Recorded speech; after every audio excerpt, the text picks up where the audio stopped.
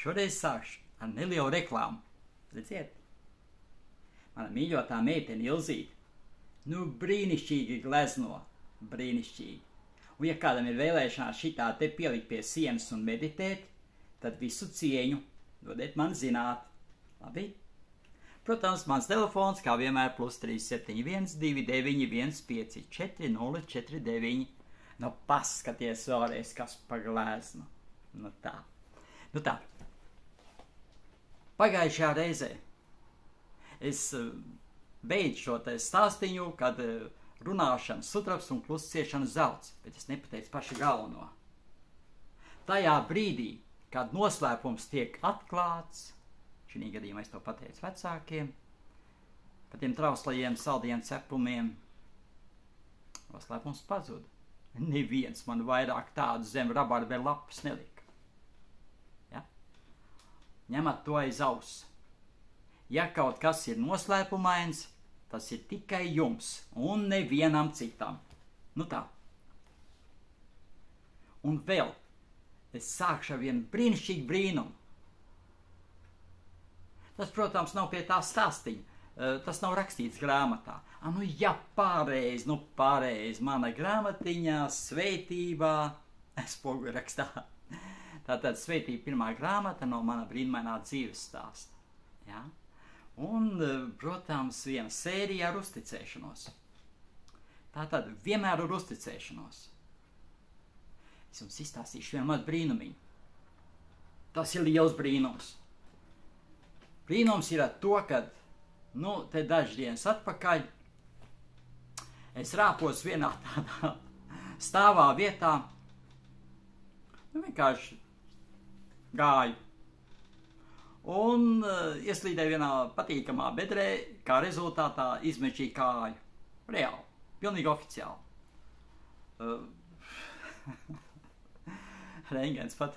Rentgenā parādīja šo te izmežģījumu, un ķirurgs teica, tagadītais 2 dienas pilnīgs miers, un tad 20 dienas, būs vēl stiprs sāpes. Kā jūs domājat, kas notika? Es otrā dienā, pēcpusdienā tas notika, tad es nevarēju vispār kāju pielikt pie zemes. Skatījos cēloņus, tas, jā, kaut kur jau nebija visu laiku tas pozitīvisms. Es jau paķēru pie āstas, tātad tu nebija pozitīvs. Tajā vai bija kādas 2 situācijas. Mēs tiekam pārbaudīti. Mums tiek doti testi. Jo kā es varu cilvēkiem palīdzēt un dot to labumu, ja es pats kaut kur kļūdos? Dabūju pausīm, starp pausīm. Un atradu cēloni. Otrā rītā es jau sēdēju staigāju pa istabu. Šodien es nogāju 4,1 km ātrā gaitā, bez nekādām problēmām. Jo es visu laiku atrodos starā. Jūs taču redziet mans acis, es esmu enerģijas pilns, es varu aizraut cilvēkus. Tu esi starā, ar pozitīvismu, ar labām sajūtām. Kas ir starā? Nepārtraukt uz zemi plūst enerģijas plūsmas. Mēs esam vienoti ar radītāju.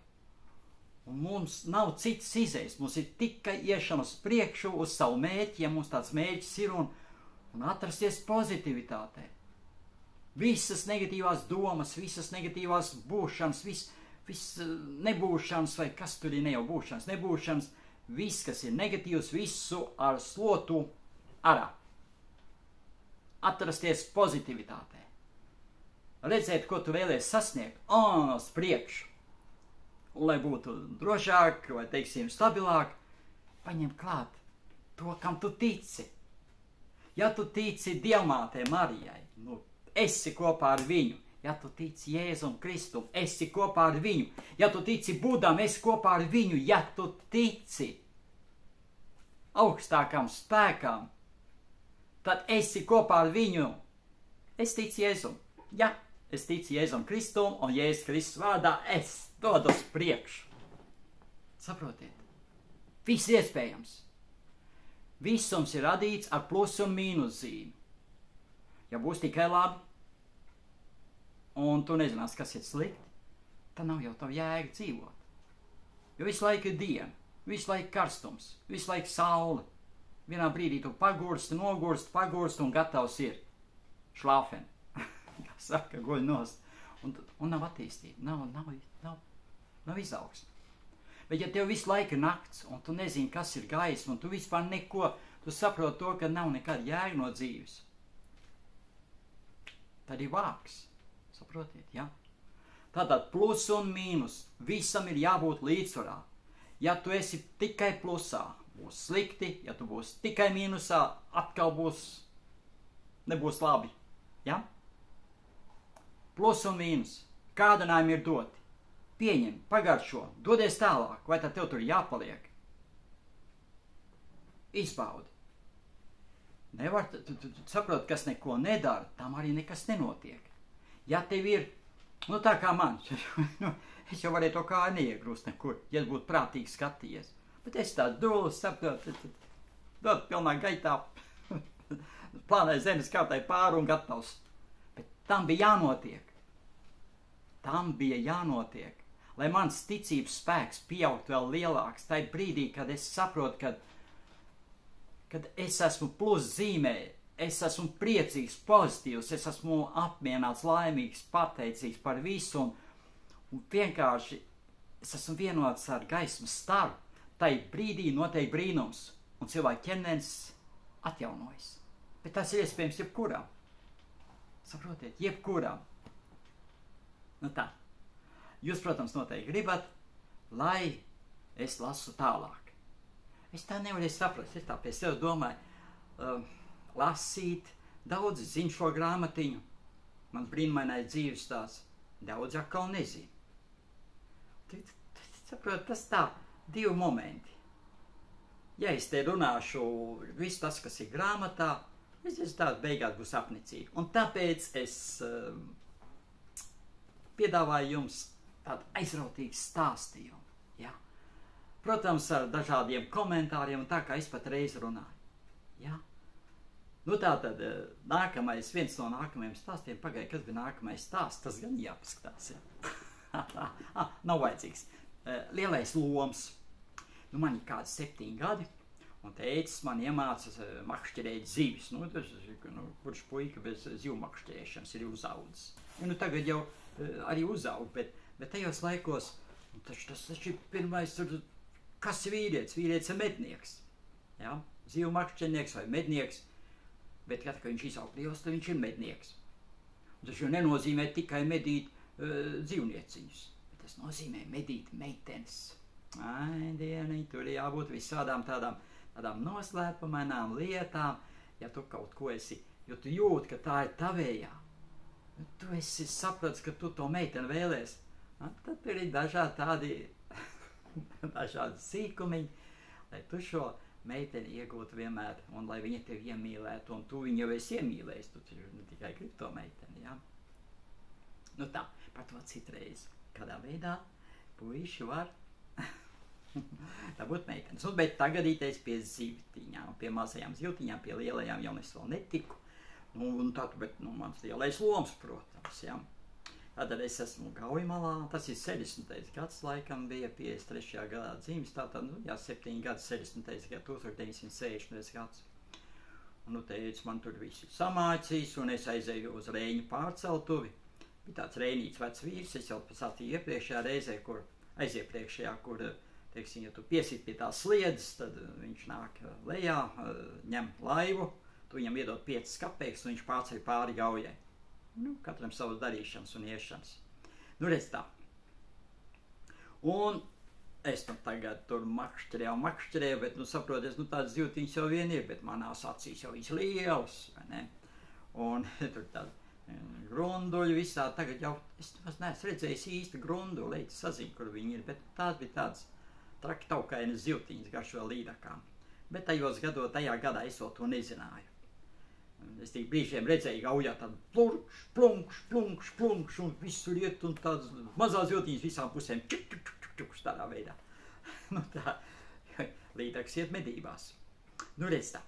Un es tur makšķerēju, un ķerās arī, bet kur tad tu tās zivis liksi, un tad jau es vēl nebiju iemācījies viņas tā, kā saka, norubīt. Un viena tāda pēļa, saprot, man aiz muguras, es tik iemetu tur iekšā, un vien pēc otrs, un tad vienā brīdī pēcpusdienā jūt, ka tā par vairāk nav sliekas. Es tad viņas nevaru dabūt ārā. Tagad tas lielais raudiens nāk augšā, ka tu Dievs un Tēvs, ko lai dara. Es jau tagad tikai saku, ka Dievs un Tēvs, tā jau es tā nerunāju. Dieviņi nāca par palīgu, un Dieviņš ierodās par palīgu reņonkuļa zābakos. Tas nāk celt vienu cilvēku pāri, ko tu raudi? Saka, zini, man tur tās lielas zivis, un viņš saka, ja lielas zivis, tad nākšu palīgā izķeksēt. Viņš pārcēja to cilvēku, aiziet turpat uz savu māju, turpat viņam māja bija Gaujas krastā, un atnest ķeseli, un tagad smalsta man to, šito te to, pēķi lielu, nebija nekāda lielā tāda. Viņš saka, kurā vietā tev tās lielās zivis ir? Es saku, tur ir. O, kur tad viņas pazūd? Te jau tikai tā ķīsēna un grundulēna, saprot, man tagad tāds kauns kā ārprācens šaus. To diev. Atnāk tajā brīdī arī bija atnācis mans tētis un kaimiņš Bolderonkuls un Bolkalderonkuls, jā, tāds viņš vien mājas starpā bija. Viņi abi divi bija karojuši leģionā, atradušies to karošanu, tur tētim ir cits stāsti. Tur viņam ir gājis kā šveikam, bet tā būs 3. grāmatā. Tā maza grāmatiņa, kas saka par mana tēva kara gaitām, ja? Bet tīrie šveika dzīves stāsti. Ja? Bet šeit tur tagadīties vienmēr uz kaut ko. Tu taču nevar dzert tāpat vien. Tātad vienam līdzi ir, laikam Reņonkuls uzsauc, kā saka, šņapa kortelīti, tad bija tāds apmēram tāda šņapa pudelīti, ja, tāda neliela. Nezinu, cik tur 250 vai 500 gramu biekšā, es vairs neatceros. Mazāks par puslitru bija. Tad uz maniem zivu kreņķiem šie ierauj. Smiedamies, ja. Un tas bija fantastisks laiks, ja. Vienkārši brīnišķīgs. Bet šitas te stāstīņš ir tagad izgājis. Nākamais būs maces. Un atkal Dieva lielā palīdzība. Un es jums stāstīšu kopā ar macēm. Gribat? Ne? Macis atsevišķi. Labi, macis būs atsevišķi nākamajā stāstā. Bet, ko es jums teicu no paša sākuma? Uzticēties. Un tā uzticēšanās macēs tieši vajadzīga. Ziniet, kas ir macis? Nezināt, paskatāties Googles, mātei Googlē ieskatāties, uzrakstiet, kas ir macis. Vai tur būs rakstīts, to es nezinu, ja? Bet tas ir saistīts ar mūsu, varbūt ne kaimiņi, bet ar, teiksim, tās lielas tautas, tautā viņi sauc par žīdiem, lieldienā. Tā. Tas par atsevišķiem eksemplāriem. Tas nenozīmē, ka tas saistās ar visiem. Redz, tā ir. Bet par to šodienas brīnumu, saprotiet, brīnums. Tu vienkārši uzticies Dievam, Jēzus Kristus vārdā, un tu saņem dziedināšanu, jo tu esi atzinis, ka esi bijis nepareizs. Esi kļūdījies pats sevi. Esi bijis ar mīnus zīmi. Jo Dievs ir ar plus zīmi. Tātad man blakus ir piestājies arī cits spēks. Šim jau patīk. Viņš tā bez eķepiņas, reku viens ir ar mīnus zīmi, dabūs pa šņukur tuliņās. Ja? Tā kā cilvēki, kuri slimo ļoti smagas kaitas, nevienmēr šī kaita ir domāta kā smaga slimība. Tas ir pārbaudījums. Tas var būt jebkas. Protams, slinkums un vispārējais, visu gulšņāšanas, tad jau tas tu astīt jau ir klāt. Un kādreiz tajā astītei iesiets, sārts pušķītis, šleipīt, sasiets rožas ziedā. Tā, labi, pagaidām dosimies uz macēm.